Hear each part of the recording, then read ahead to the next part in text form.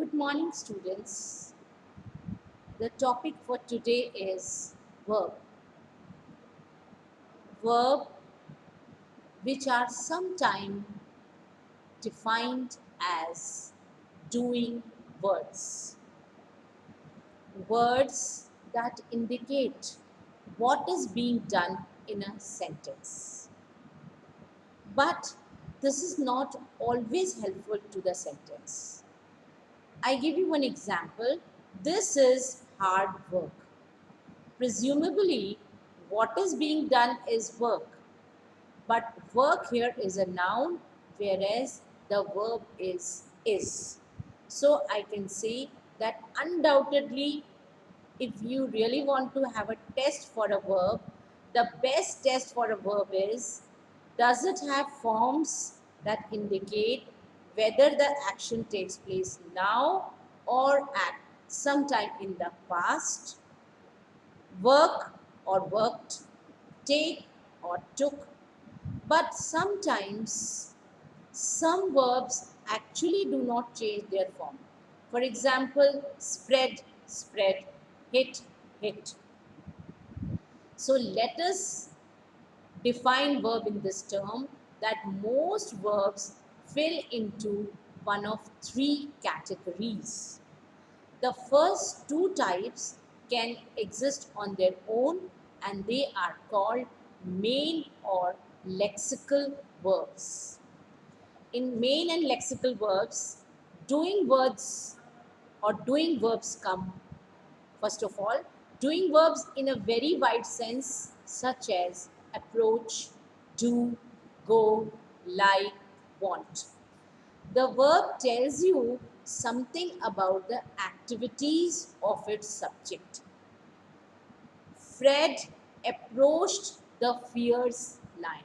Now, here, approached is the doing verb.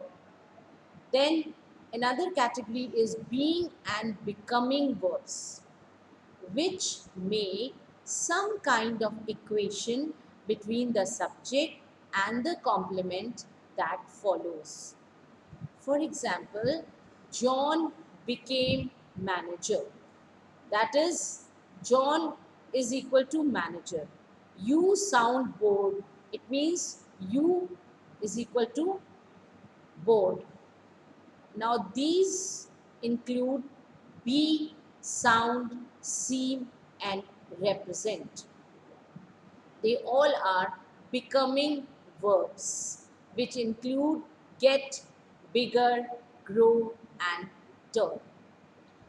Third is auxiliary verb, which are called helping verbs, which do not exist on their own but as a part of verb phrase. As in were coming, has said, do know, might have been, killed. That is, all these are auxiliary verbs. Now let us think about some of the main terms which go with verbs. Verbs, because you know, students, they are the most complex and varied part of a speech. Here are few useful terms which describe different types and parts of verb and their various functions. First of all, I begin finite or non-finite verb.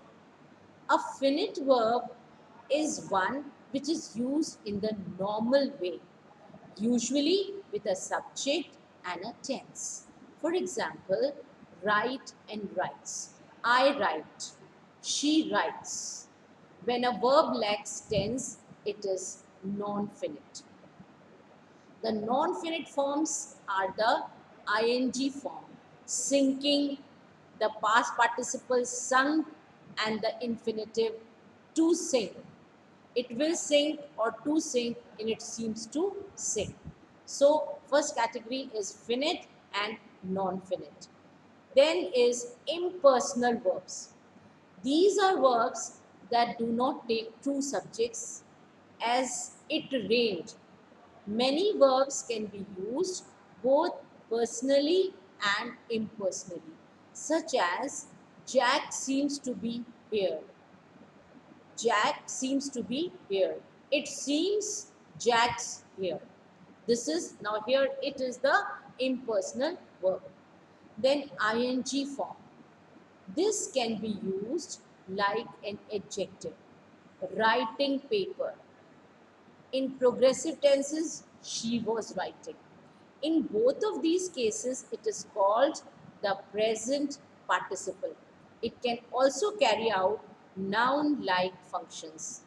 Writing is fun, in which it is a gerund, because there are some words that look like a verb but they do the action of noun.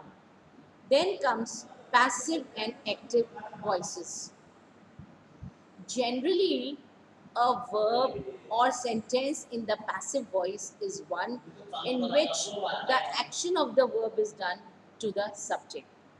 The man was arrested. They were introduced yesterday.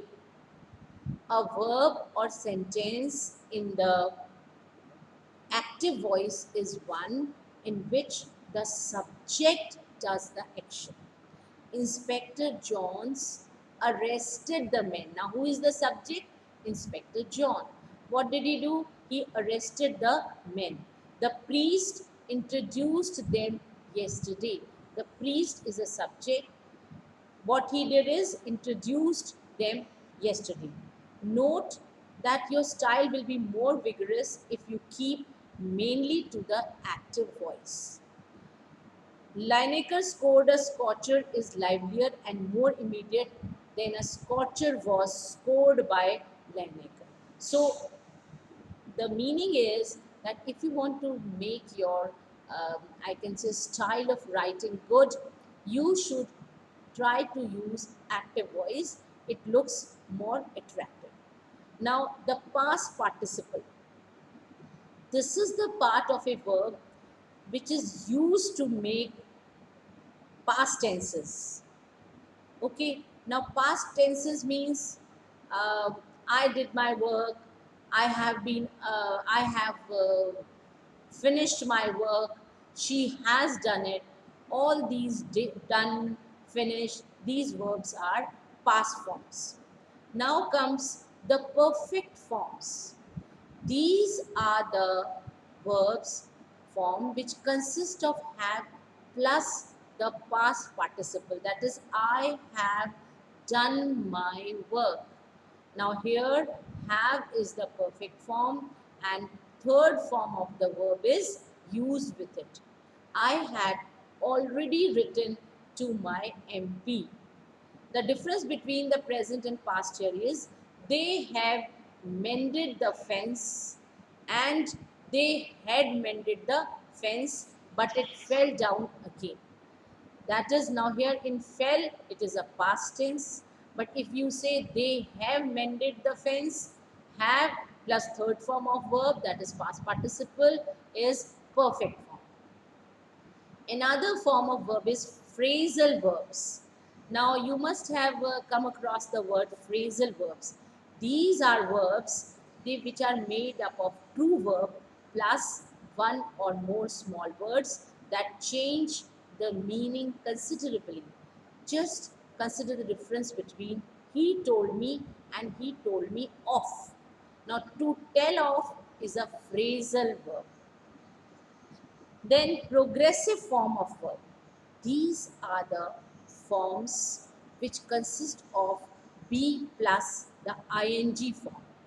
He is sleeping. John was walking. They indicate that something is happening over a limited stretch of time. Then reflexive verbs. Now reflexive verbs are verbs whose object and subject are the same thing or person. That is myself, itself, or like as an element. Some verbs are always reflexive. We may pride ourselves on something, but we cannot pride anything else. Other verbs may or may not be used reflexively. We can enjoy ourselves or enjoy the concert. The pronouns myself, ourselves, and so on they are used with reflexive verbs, and they are sometimes they are used as reflexive pronouns also. Then strong and weak verbs. Weak verbs, they make their past tense and past participle by adding ed to the basic form. I turned. Strong verbs change their inner form. As I draw, I drew. Now you see, drew is the change in the inner form. Drawn is the change in the inner form. But if I say I turned, so I have used ed. Now such forms of verbs are called strong verbs. Subjective or indicative moods. Many languages, including French, have two parallel sort of tenses distinguished in the indicative and subjunctive mood. The indicative is used for discussing events and states, facts, but subjunctive is used in certain grammatical patterns to discuss non-factual situation. In English, only a few distinct subjunctive forms are present subjunctive and past subjunctive. Then the last is transitive or intransitive verbs. Transitive verbs, they take direct objects or occur in the passive. She hit me. The common, I can say, the tip to find out whether this verb is transitive or intransitive, if you add this small question to the verb, she, whom or what? She saw a bird. She saw what? A bird. So then saw is definitely a transitive verb. She told me. Now told to whom? Me. That is, it is again a transitive verb. An intransitive verb, which is, though there is a object followed by verb, but still it does not have, I can say, close connection with the verb. So in American and British English, often there are the difference in the usage of transitive and intransitive verbs. But I can say in short that transitive verbs are verbs which have their own object, and intransitive verbs do not have their own object. So I think I have told you a lot about verb, and in my later, I would say my later lectures, I would give more exercise and try to explain forms of verbs in different manner. Thank you so much for today. See you again. Bye bye.